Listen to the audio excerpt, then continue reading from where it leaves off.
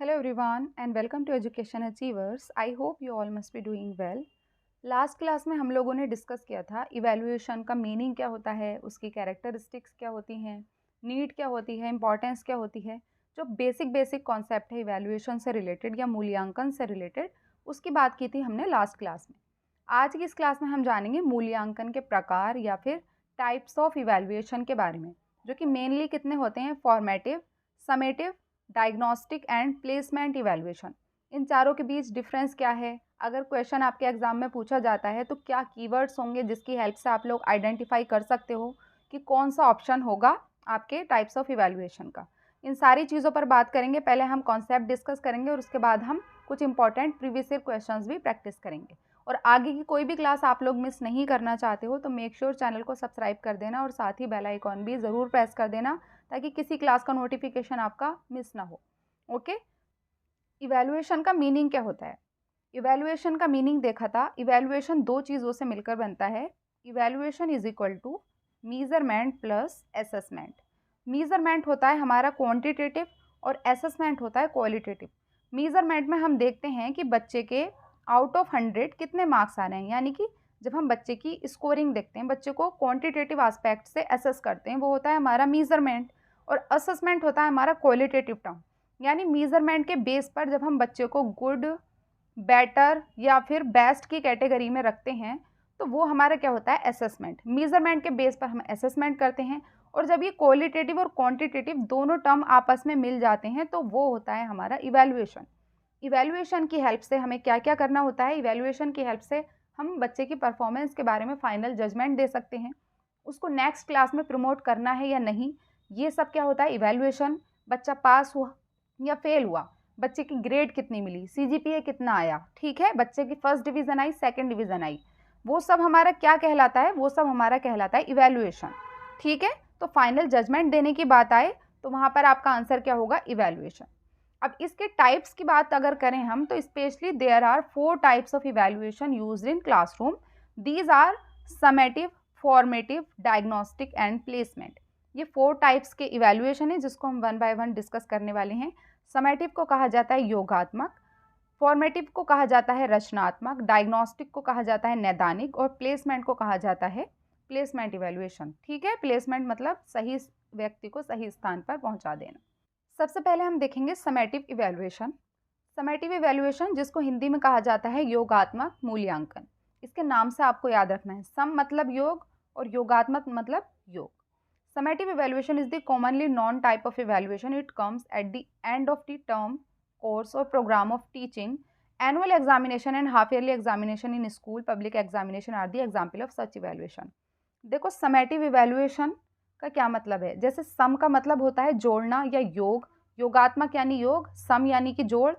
एक तरीके से आप इसको ऐसे मान सकते हो कि जब आपकी जितनी भी एक्टिविटीज़ होती हैं, जितने भी क्लासरूम में जितनी भी एक्टिविटीज़ होती हैं, आपके फॉर्मेटिव असेसमेंट होते हैं इतने सारे, उन सबको मिलाकर जब आपका फाइनल एग्ज़ाम होता है वो होता है आपका समेटिव इवैल्यूएशन। यानी किसी भी टर्म के एंड में, किसी भी कोर्स के एंड में या फिर किसी भी एजुकेशनल प्रोग्राम के एंड में जो आपका इवैल्यूएशन किया जाता है वो होता है समेटिव इवैल्यूएशन। बिकॉज उसमें आपका क्या होता है, आपकी सारी ओवरऑल एस्पेक्ट आपका देखा जाता है। ठीक है, कि कहाँ तक आपकी लर्निंग हुई, कहाँ तक आपके एजुकेशन के ऑब्जेक्टिव्स पूरे हुए, इंस्ट्रक्शन के ऑब्जेक्टिव्स कहाँ तक पूरे हुए, टीचिंग लर्निंग इफेक्टिव हुई या नहीं, सारी चीज़ों को जब हम देखते हैं वो होता है हमारा समेटिव इवैल्यूएशन। और इसी के बेस पर हम फाइनल जजमेंट देते हैं। कई बार समेटिव इवैल्यूएशन को सिर्फ इवैल्यूएशन भी कह दिया जाता है बिकॉज इसके समतुल्य होता है इवैल्यूएशन, क्योंकि इवैल्यूएशन में भी हम फाइनल जजमेंट देते हैं, बच्चों को ग्रेड देते हैं और उसे अगली क्लास में प्रमोट करते हैं, और वही काम होता है हमारे समेटिव इवैल्यूएशन का। तो सिर्फ इवैल्यूएशन भी इसको कई बार हम कह देते हैं। The purpose of this kind of evaluation is to grade, rank, classify, compare and promote the pupils. इसका पर्पस क्या होता है समेटिव इवैल्यूएशन का, कि देखो जो ग्रेड दी जाती हैं फाइनल एग्जाम के बाद दी जाती हैं, रैंक आपकी फर्स्ट रैंक है, सेकंड है, थर्ड है, ये भी फाइनल एग्जाम डिसाइड करता है। आप क्लासीफाई कर सकते हो स्टूडेंट को, कौन सबसे बेस्ट परफॉर्मर है, कौन बैड परफॉर्मर है, ठीक है, कोई एवरेज परफॉर्मर है यानी स्टूडेंट है, तो आप क्लासीफाई भी कर सकते हो। कंपेयर कर सकते हो स्टूडेंट को आपस में उनके परफॉर्मेंस के बेस पर, और उनको नेक्स्ट क्लास में प्रमोट भी कर सकते हो। तो ये होता है हमारा पर्पस समेटिव इवैल्यूएशन का। It is also use for the purpose of certification. जो आपका फाइनल रिजल्ट मिलता है सर्टिफिकेशन, वो भी किसके थ्रू मिलता है आपको? समेटिव इवैल्यूएशन के बाद मिलता है। Summative evaluation is also used for selecting students for scholarships and admission to particular courses. Summative evaluation हुआ आपका, उसके बेस पर आप एक तो अगली क्लासेस में जो एडमिशन लेना है बच्चों को, किसी भी पर्टिकुलर कोर्स में एडमिशन लेना है तो समेटिव इवैल्यूएशन होगा, उसके बाद ही आप ये डिसाइड कर पाओगे। उसके साथ ही बच्चों को जब उनका समेटिव इवैल्यूएशन हो जाता है तो अगर किसी बच्चे के 95% मार्क्स आए हैं तो बहुत सारी स्कॉलरशिप्स भी दी जाती हैं उनके मार्क्स के बेस पर, कि अगर बच्चा 99% स्कोर करता है तो उसको स्कॉलरशिप दी जाएगी। तो वो जो 99% आए तो किसके थ्रू आए? समेटिव इवैल्यूएशन के थ्रू, जिसके बेस पर उसको स्कॉलरशिप दी जाएगी या फिर किसी पर्टिकुलर कोर्सेज में उसे एडमिशन लेना है, वो भी कब लेगा? वो समेटिव इवैल्यूएशन के बाद। Prediction regarding the success of students in their future endeavours can also made on it's basis. Summative evaluation बच्चे का हुआ, उसके बेस पर अगर बच्चे के अच्छे मार्क्स आ रहे हैं तो बहुत सारे कॉलेजेस में ये क्राइटेरिया रखा जाता है कि अगर 90% बच्चे के मार्क्स हैं तभी वो एडमिशन ले सकता है। क्यों करते हैं वो लोग ऐसा? क्योंकि वो प्रिडिक्ट करते हैं कि जो बच्चा आज अच्छा परफॉर्म कर रहा है वो फ्यूचर में भी अच्छा परफॉर्म करेगा। जिसके आज 90 to 99% मार्क्स आ रहे हैं वो आगे भी बहुत अच्छा परफॉर्म करेगा। तो एक फ्यूचर एंडीवर के तौर पर भी देखा जाता है, प्रिडिक्शन दी जाती है स्टूडेंट के बारे में। किसके बेस पर? समेटिव इवैल्यूएशन के बेस पर। इसीलिए क्राइटेरिया डिसाइड किया जाता है कि जिस बच्चे के 90 या 99% मार्क्स होंगे उसी को हम अपने कॉलेज में एडमिशन देंगे। तो ये सारे पर्पस होते हैं हमारे समेटिव इवैल्यूएशन के। याद क्या रखना है आपको कि जब फाइनल जजमेंट देने की बात आए तो क्या होगा? Summative evaluation.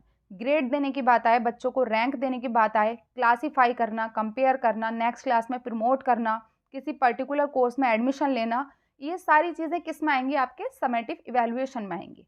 ओके, आगे देखते हैं फॉर्मेटिव इवैल्यूएशन। फॉर्मेटिव इवैल्यूएशन को हम हिंदी में कहते हैं रचनात्मक मूल्यांकन। Formative evaluation on the other hand is inbuilt with the process of teaching and learning. जो हमारा समेटिव इवैल्यूएशन था वो टीचिंग और लर्निंग के लास्ट में हो रहा था, एंड में हो रहा था, लेकिन यहाँ पर ये क्या होगा? ये टीचिंग और लर्निंग के दौरान होता है। तो इसमें आप लोग याद रखना कीवर्ड, ये क्या होता है? ड्यूरिंग होता है, ड्यूरिंग इंस्ट्रक्शन। ठीक है, during the course of instruction होता है फॉर्मेटिव इवैल्यूएशन, ये है इसका keyword. With a view to improving student learning, बच्चों की लर्निंग को इम्प्रूव करने की बात आए, बच्चों को फीडबैक देने की बात आए, या फिर ड्यूरिंग इंस्ट्रक्शन की अगर बात आए, तो तीनों का आपका आंसर क्या होगा? Formative evaluation. The purpose of this evaluation is to provide feedback. देखो ये एक फीडबैक की बात आ गई, एक ड्यूरिंग की बात आ गई, और एक ऑन गोइंग प्रोसेस क्या होता है हमारा? Formative evaluation. तो ये फीडबैक देता है formative evaluation regarding student progress by finding out the learning gaps and weak points. Formative evaluation में आपके क्या क्या एग्जाम्पल होंगे? देखो, टीचिंग लर्निंग के दौरान अगर एक टीचर आपसे क्वेश्चंस पूछ रहा है, ठीक है, आपसे पढ़ाने के दौरान ही अगर क्वेश्चन पूछ रहा है, अगर मैं लाइव क्लास इस वक्त ले रही हूँ और आपसे लाइव क्लास के दौरान पढ़ाते हुए ही आपसे क्वेश्चंस पुट अप कर रही हूँ, तो वो क्या होगा? आपका फॉर्मेटिव इवैल्यूएशन। तो उसमें बच्चों को फीडबैक भी दिया जाता है, उसको एनकरेज किया जाता है, रीइंफोर्स भी किया जाता है, साथ साथ चलता रहता है। हमारे इंस्ट्रक्शन के दौरान ही हमारा इवैल्यूएशन चलता रहता है, वो क्या होता है? हमारा फॉर्मेटिव इवैल्यूएशन। ठीक है, तो फीडबैक के थ्रू हम क्या करते हैं? बच्चे को एनकरेज करने की कोशिश करते हैं और उसकी प्रोग्रेस से रिलेटेड उसको जानकारी देते हैं बच्चे को। लर्निंग गैप्स का पता चलता है बच्चे का, क्योंकि हम कंटिन्यू इवैल्यूएट कर रहे हैं बच्चों को। ठीक है, तो उसके वीक पॉइंट्स का भी पता चलता है। The teacher can then organise remedial programmes for them. अब टीचिंग और लर्निंग के दौरान जब बच्चे को फीडबैक मिल रहा है, टीचर को फीडबैक मिल रहा है स्टूडेंट के बारे में, तो एक टीचर रेमेडियल प्रोग्राम्स भी रख सकता है उस स्टूडेंट के लिए जिसको ज़्यादा प्रॉब्लम है किसी भी सब्जेक्ट एरिया में। तो वो भी हम किसके थ्रू डिसाइड कर पाते हैं? फॉर्मेटिव इवैल्यूएशन के थ्रू ही डिसाइड कर पाते हैं।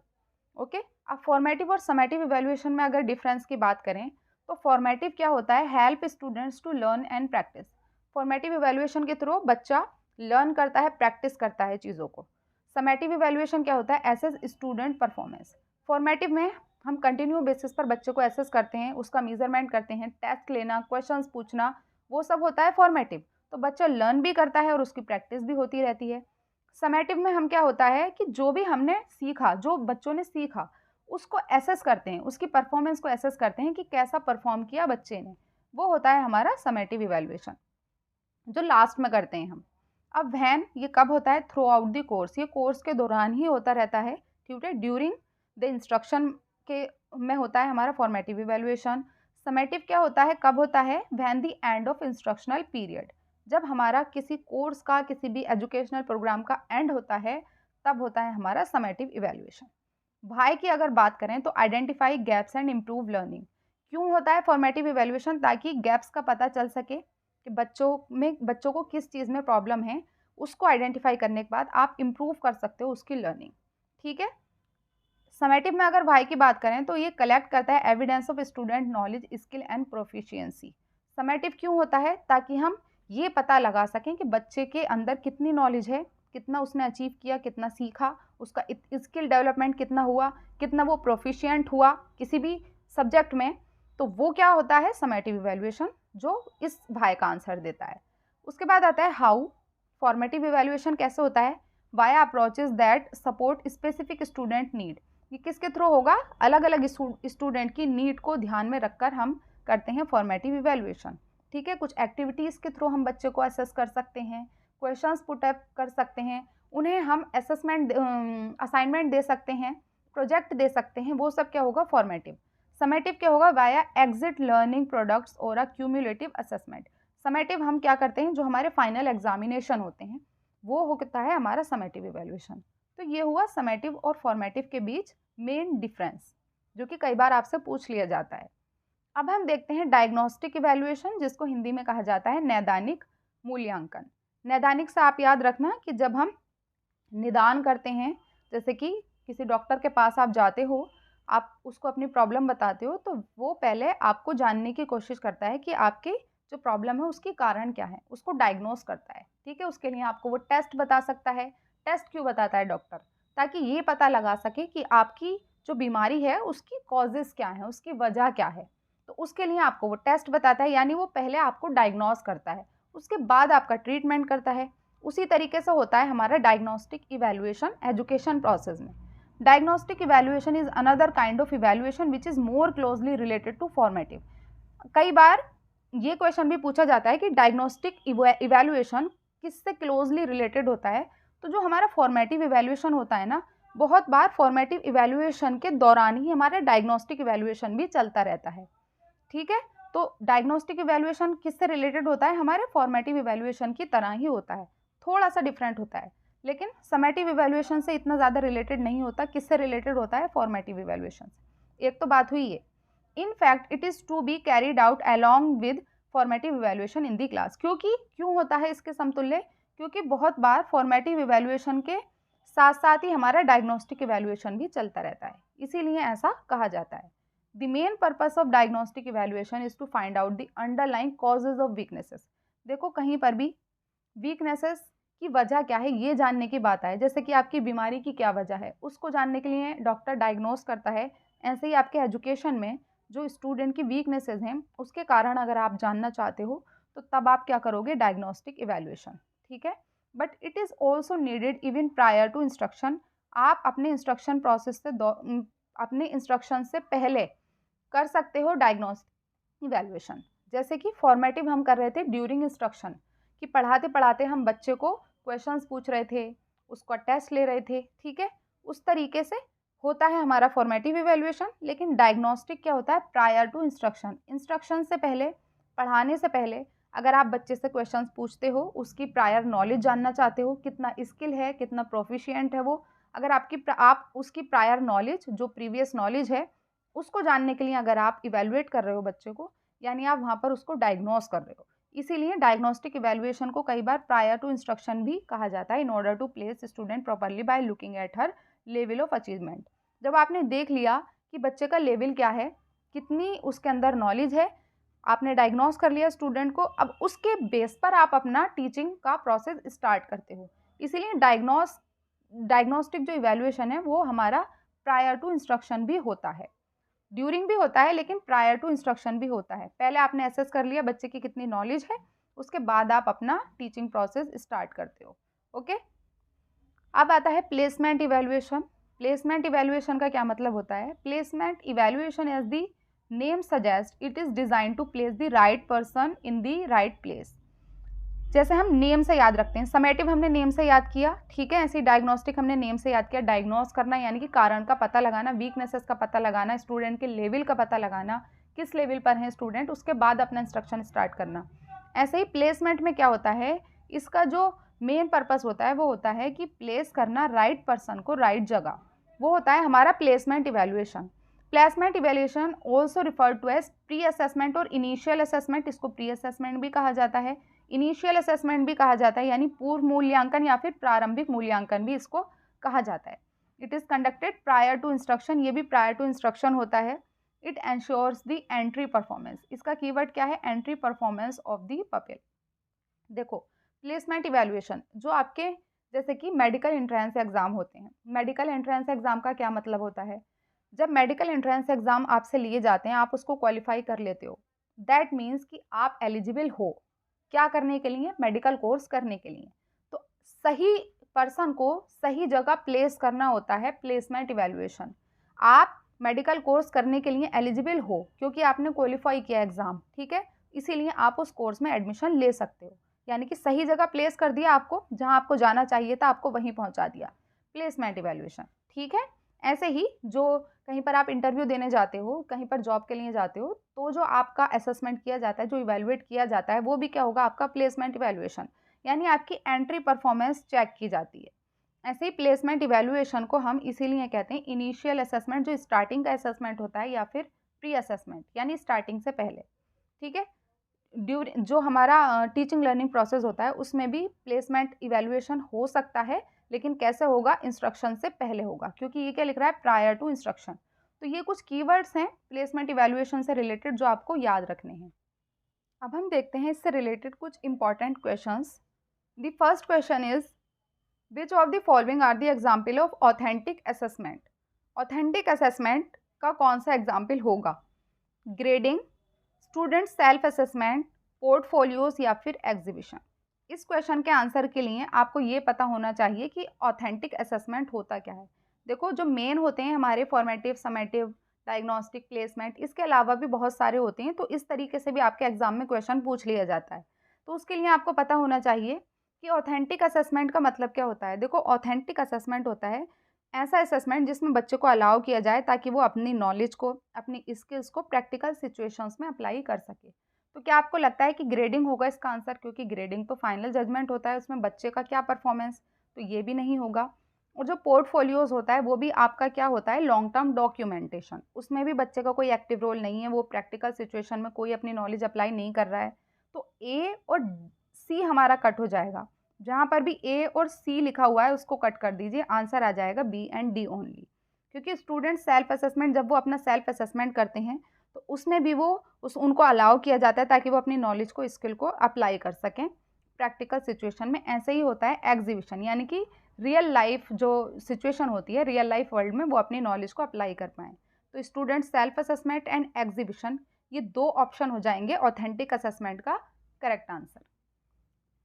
इसका आप ये सॉल्यूशन पढ़ सकते हो। Authentic assessment is an approach in education that emphasizes evaluating students' abilities and understanding in real world context, allowing them to apply their knowledge and skills in practical situations. This type of assessment goes beyond traditional test and exam. जो authentic assessment होता है, पूछा जा सकता है आपके exam में, तो याद रखना कि ट्रेडिशनल टेस्ट और एग्जाम जो होते हैं उनसे बिल्कुल परे होता है, ठीक है। और ये किस पर इम्फेसाइज करता है, ताकि इवेलुएट किया जाए स्टूडेंट्स की एबिलिटीज एंड अंडरस्टैंडिंग को, किसमें, रियल वर्ल्ड कॉन्टेक्स्ट में। Okay, next question is in teaching learning process which of the following thing is done first. Teaching learning process में सबसे पहले आप क्या करते हो, शिक्षण अधिगम प्रक्रिया में सबसे पहले आप डिटरमाइन करते हो ऑब्जेक्टिव्स को, निर्धारण करते हो उद्देश्यों का, डिटर्मिनेशन ऑफ स्ट्रेटजीज या फिर स्ट्रेटजीज को डिटरमाइन करते हो, टास्क एनालिसिस या फिर writing objectives. Teaching learning process की बात हो रही है, कौन सा सबसे पहले आएगा, सोचिए इसका आंसर क्या होगा। आपको वीडियो को पॉज करना है, खुद देखना है कि आंसर क्या होगा, उसके बाद वीडियो को प्ले करके देखिए कि मैं क्या आंसर बताती हूँ। तो देखो सबसे पहला जो स्टेप होता है वो होता है हमारा, क्या होगा, टास्क एनालिसिस। पहले आप ये देखोगे कि आपका टास्क क्या होगा, टास्क को एनालिसिस करने के बाद आप डिटरमाइन करते हो आपके ऑब्जेक्टिव्स क्या होंगे, उसके बाद आप डिटरमाइन करते हो कि आपकी स्ट्रेटजीज क्या होंगी। तो यहाँ पर जो सबसे पहला जो स्टेप होगा वो क्या होगा, पहले आप टास्क को एनालिसिस करते हो, आपका कार्य का विश्लेषण करते हो। ओके, अगला क्वेश्चन है, in order to monitor students progress and to modify teaching accordingly the best method of evaluation is. आपको मॉनिटर करना है स्टूडेंट की परफॉर्मेंस को और मॉडिफाई करना है अपने टीचिंग स्टाइल को, टीचिंग स्ट्रेटजीज को अकॉर्डिंगली, उसी के अकॉर्डिंग। तो आपको कौन सा इवैल्यूएशन मेथड यूज़ करना होगा, formative evaluation, summative evaluation, qualitative evaluation या फिर ऑब्जेक्टिव बेस्ड इवैल्यूएशन। तो यहाँ पर देखो बात की जा रही है, मॉनिटर करना है स्टूडेंट की प्रोग्रेस को एंड मॉडिफाई करना है टीचिंग अकॉर्डिंगली। तो जहाँ पर भी ऑनगोइंग प्रोसेस की बात हो, जहाँ पर भी बच्चों का जो है, बच्चों की जो फीडबैक दिया जाए बच्चों को, वो हमने क्या देखा था, वो था हमारा फॉर्मेटिव इवैल्यूएशन। और जब बच्चों को फीडबैक दिया जा रहा है और बच्चों के साथ साथ टीचर को भी फीडबैक मिल रहा है अपनी टीचिंग से प्रोसेस, टीचिंग लर्निंग प्रोसेस से रिलेटेड, तो देखो जब टीचर को फीडबैक मिल रहा है अपने टीचिंग से रिलेटेड, तो वो अपने टीचिंग स्ट्रेटजीज में चेंज कर सकता है। और वो हमने किस में पढ़ा था, वो हमने पढ़ा था फॉर्मेटिव इवैल्यूएशन में। क्योंकि फॉर्मेटिव इवैल्यूएशन टीचर और स्टूडेंट दोनों को ही फीडबैक देता है। स्टूडेंट को देता है उनकी परफॉर्मेंस से रिलेटेड फीडबैक, टीचर को देता है उसके टीचिंग स्टाइल से रिलेटेड फीडबैक। तो यहाँ पर भी वही बात की जा रही है कि मॉडिफाई करना है टीचिंग को स्टूडेंट की प्रोग्रेस से रिलेटेड। और वो कब करेगा टीचर, जब वो फॉर्मेटिव इवैल्यूएशन करेगा, यानी ड्यूरिंग की बात हो रही है। ठीक है, तो यहाँ पर सही आंसर हो जाएगा आपका फॉर्मेटिव इवैल्यूएशन। अगला क्वेश्चन है, विच of the following types of evaluation is done during the teaching learning process. अब ये तो आप लोगों के लिए बहुत ही ईजी है कि ड्यूरिंग की बात हो रही है और हमने कीवर्ड देखा था, जहाँ पर भी ड्यूरिंग की बात होगी वहाँ पर क्या आपका आंसर होगा, समेटिव नहीं होगा, इंटीग्रेटिव नहीं होगा, डायग्नोस्टिक भी नहीं होगा, क्योंकि डायग्नोस्टिक में तो आप डायग्नोस करते हो बच्चों की वीकनेसेस को। आंसर क्या हो जाएगा यहाँ पर, फॉर्मेटिव इवैल्यूएशन, क्योंकि ड्यूरिंग इंस्ट्रक्शन की बात हो रही है। ठीक है, अगला question, conducting a type of entrance examination for selecting learners to a particular course is an example of। किसी विशेष पाठ्यक्रम के लिए शिक्षार्थियों का चयन करने के लिए एक प्रकार की प्रवेश परीक्षा आयोजित करना क्या होगा, formative evaluation, diagnostic evaluation, summative evaluation या फिर प्लेसमेंट इवैल्यूएशन। तो देखो हमने एग्जाम्पल किसका लिया था, मेडिकल एंट्रेंस एग्जाम का। मेडिकल एंट्रेंस एग्जाम के लिए किया जाता है किस लिए, ताकि राइट पर्सन को राइट प्लेस पर प्लेस किया जा सके। वही तो हमने समझा था, किस में समझा था, प्लेसमेंट इवैल्यूएशन में। तो यहाँ पर भी एंट्रेंस एग्जामिनेशन की बात आ रही है, किस चीज़ के लिए, ताकि सेलेक्ट किया जा सके लर्नर्स को किसी पर्टिकुलर कोर्स के लिए। और वो हमने किस में बात की थी, अपने प्लेसमेंट इवैल्यूएशन में। आपको प्लेस करना है सही स्टूडेंट को सही जगह। ठीक है, इसलिए तो आप एंट्रेंस एग्जाम लेते हो, तो वो क्या होगा, हमारा प्लेसमेंट इवैल्यूएशन। अगला क्वेश्चन मैचिंग से रिलेटेड है। यहाँ पर 4 टाइप्स दिए गए हैं इवैल्यूएशन के, formative, placement, summative and diagnostic. आपको बताना है इसमें सही आंसर क्या होगा। जो फॉर्मेटिव इवैल्यूएशन होता है उसके बारे में हमने क्या समझा था कि ड्यूरिंग इंस्ट्रक्शन होगा, प्लेसमेंट में सही स्टूडेंट को सही जगह प्लेस करते हो, समेटिव होता है लास्ट में, डायग्नोस्टिक में हम बच्चे की प्रॉब्लम्स एंड वीकनेसेस का पता लगा दें।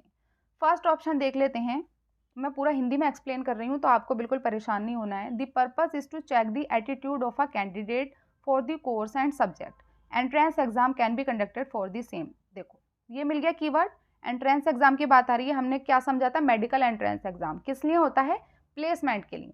तो वो किसका पार्ट हो जाएगा, प्लेसमेंट इवैल्यूएशन का। बी का हो जाएगा 1, बी का 1 कहाँ है, 2 एंड 3 में है, तो फर्स्ट वाला कट जाएगा और फोर्थ वाला कट जाएगा। सेकंड देखते हैं, it provides the student with feedback regarding his और हर सक्सेस और failure in attaining the instructional objective. ठीक है, फीडबैक प्रोवाइड करने की बात आ रही है। फीडबैक वाली बात हमने किस में की थी, फॉर्मेटिव इवैल्यूएशन में। तो ए का क्या हो जाएगा 2। ठीक है, ए का 2 कहाँ पर है, ऑप्शन नंबर 3 में। आंसर आपका आ गया है। लेकिन हम सी वाला ऑप्शन देख लेते हैं। सी का क्या लिखा हुआ है, 4। सी का क्या 4 होगा, it is a method of judging. देखो जज करने की बात आ गई और मैंने आपको बताया था जहाँ फाइनल जजमेंट की बात आए वो होगा आपका समेटिव इवैल्यूएशन। तो सी का हो जाएगा 4। बाकी बचता है एक 3, diagnostic. The evaluation provides an explanation of the possible causes of problems in a learning. जहाँ पर हम कारण जानने की कोशिश करते हैं प्रॉब्लम्स का, वहीं पर तो हमारा होता है डायग्नोस्टिक इवैल्यूएशन, इसीलिए डी का हो जाएगा 3। कीवर्ड्स की हेल्प से आपको एकदम आंसर मिल गया, आपको ज़्यादा पढ़ने की भी ज़रूरत नहीं पड़ी। तो आंसर क्या हो जाएगा यहाँ पर आपका, ऑप्शन नंबर 3। अगला question, assessment of entry behaviour is done just before teaching start is known as, यानी कि आप अपने टीचिंग को स्टार्ट करने से पहले एंट्री बिहेवियर बच्चों का एसेस करना चाहते हो तो वो क्या होगा। ये भी मैंने आपको कीवर्ड बताया था, एंट्री बिहेवियर या फिर एंट्री परफॉर्मेंस। किस इवैल्यूएशन में बताया था, थोड़ा सा याद कीजिए। प्लेसमेंट इवैल्यूएशन होगा, फॉर्मेटिव होगा, डायग्नोस्टिक होगा या फिर समेटिव इवैल्यूएशन होगा।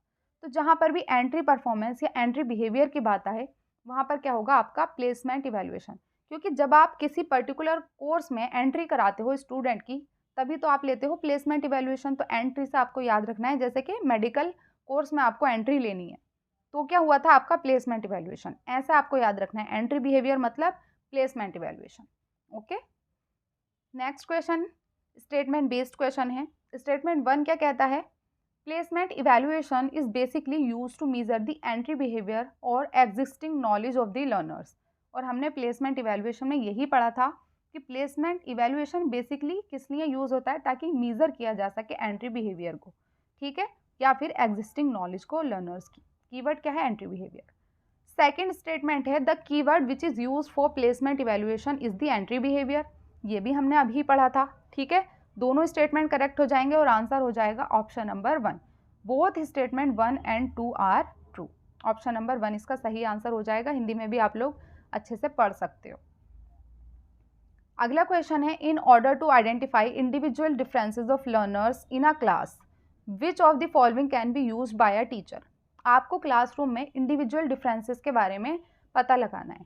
तो आप समेटिव इवैल्यूएशन करोगे, फॉर्मेटिव इवैल्यूएशन करोगे, डायग्नोस्टिक करोगे या फिर पीयर असेसमेंट। यानी कि पीयर असेसमेंट का क्या मतलब होता है, जब स्टूडेंट का असेसमेंट करते हैं आपस में। तो देखो यहाँ पर बात किसकी की जा रही है, व्यक्तिगत अंतर या फिर इंडिविजुअल डिफरेंसेस को देखने की बात की जा रही है। कैसे पता लगाओगे, आंसर हो जाएगा आपका डायग्नोस्टिक असेसमेंट। क्यों, देखो जब आप प्रॉब्लम्स का पता लगाते हो बच्चों की, कि किसी बच्चे को कोई प्रॉब्लम है, किसी बच्चे को कोई प्रॉब्लम है, तो जब आप उसका पता लगाते हो तो वो आपका क्या होगा, आप डायग्नोस कर रहे हो बच्चों को, ठीक है। और डायग्नोस करने के थ्रू आपको जब पता चल रहा है कि इस बच्चे की अलग प्रॉब्लम है, इस बच्चे की अलग प्रॉब्लम है, तो आपको इंडिविजुअल डिफरेंसेस का पता चल रहा है। कोई बच्चा इंग्लिश में बहुत अच्छा परफॉर्म करता है, कोई बच्चा इंग्लिश में बिल्कुल अच्छा नहीं करता, कोई मैथ में बहुत अच्छा है, कोई मैथ में अच्छा नहीं है। तो इंडिविजुअल डिफरेंसेस का पता चल रहा है। लेकिन एक चीज़ मैं और आप लोगों को बताना चाहूँगी कि अगर यहाँ पर डायग्नोस्टिक असेसमेंट ऑप्शन नहीं होता तो आप कौन सा टिक करते, तब आपको टिक करना था फॉर्मेटिव असेसमेंट, क्योंकि हमने समझा था जो डायग्नोस्टिक असेसमेंट होता है वो कहीं ना कहीं फॉर्मेटिव असेसमेंट की ही तरह होता है। क्योंकि देखो फॉर्मेटिव असेसमेंट भी एक ऑनगोइंग प्रोसेस है, उसमें हम लगातार बच्चों से क्वेश्चंस पूछते हैं, उनको एसेस करते हैं, ठीक है, एक्टिविटीज़ कराते हैं उनको देखने के लिए कि वो कैसा परफॉर्म कर रहे हैं। तो वहाँ पर भी हमें इंडिविजुअल डिफरेंसेस का पता चलता है। तो अगर आपके एग्जाम में डायग्नोस्टिक असेसमेंट नहीं है ऑप्शन में, तो आप इसमें आंसर टिक करोगे फॉर्मेटिव असेसमेंट। ये चीज़ आप लोग याद रखना। Diagnostic assessment are design to identify strength and weaknesses. और जब हमें स्ट्रेंथ और वीकनेसेस का पता चल जाता है कि बच्चे की किसी पर्टिकुलर सब्जेक्ट एरिया में क्या स्ट्रेंथ है, क्या वीकनेसेस हैं, तो उसके बेस पर हम बच्चों को इंडिविजुअली आइडेंटिफाई कर सकते हैं, ठीक है। क्योंकि उनकी नॉलेज, उनकी स्किल्स और उनकी किसी भी पर्टिकुलर सब्जेक्ट से रिलेटेड कितनी अंडरस्टैंडिंग है, वो सारी चीज़ें हमें पता चलती हैं। तो बाकी के ऑप्शन से ज़्यादा जो हमारा स्ट्रॉन्ग ऑप्शन था वो था हमारा डायग्नोस्टिक असेसमेंट, इंडिविजुअल डिफरेंसेस को आइडेंटिफाई करने के लिए। लास्ट क्वेश्चन है आज का, if Ram is not able to understand certain concept in a particular subject and is continuously performing poorly in that subject. यानी कि यदि राम किसी विशेष विषय में कुछ कॉन्सेप्ट को समझने में सक्षम नहीं है और उस विषय में वो लगातार खराब प्रदर्शन कर रहा है, ठीक है, पुअर परफॉर्म कर रहा है किसी भी पर्टिकुलर सब्जेक्ट में और उसको समझ नहीं आ रहा, तो which evaluation test will have to be conducted to know the cause of difficulties. Keyword क्या है, प्रॉब्लम्स की कॉज जानना, ठीक है। और कॉज जानने की बात हमने कहाँ की थी, जहाँ पर भी हम प्रॉब्लम्स की कॉज जानने की बात करेंगे वो होगा हमारा डायग्नोस्टिक इवेल्युएशन। फीडबैक देने की बात आएगी तो होगा हमारा फॉर्मेटिव इवेल्युएशन। फाइनल जजमेंट देने की बात आएगी या अगली क्लास में प्रमोट करने की बात आएगी या ग्रेड देने की बात आएगी तो होगा हमारा समेटिव इवेल्युएशन। और एंट्री परफॉर्मेंस की अगर बात आती है तो होगा हमारा प्लेसमेंट समेटिव इवेल्युएशन और लास्ट में हमारा होगा प्लेसमेंट इवेल्युएशन, ठीक है। तो यहाँ पर कॉज जानने की बात की जा रही है डिफिकल्टीज़ की, तो वो क्या हो जाएगा हमारा आंसर ऑप्शन नंबर 2। ठीक है, तो ये थे आज के सारे क्वेश्चंस। यहाँ आंसर सही हो जाएगा आपका option number 2, diagnostic evaluation. I hope कि आप लोगों को आज की क्लास अच्छी लगी होगी, अच्छे से कॉन्सेप्ट क्लियर होंगे। फिर भी कोई डाउट रहता है आपका तो आप मुझसे कमेंट बॉक्स में पूछ सकते हो। और अगर आपको आज की वीडियो थोड़ी सी भी हेल्पफुल लगी हो तो प्लीज़ गाइज़ ज़रूर सब्सक्राइब करना, चैनल को अपने फ्रेंड्स के साथ भी शेयर करना, ताकि ज़्यादा से ज़्यादा लोगों तक ये कॉन्सेप्ट पहुँच सके। ओके, मिलते हैं जल्द ही नेक्स्ट क्लास में। Thank you so much and take care.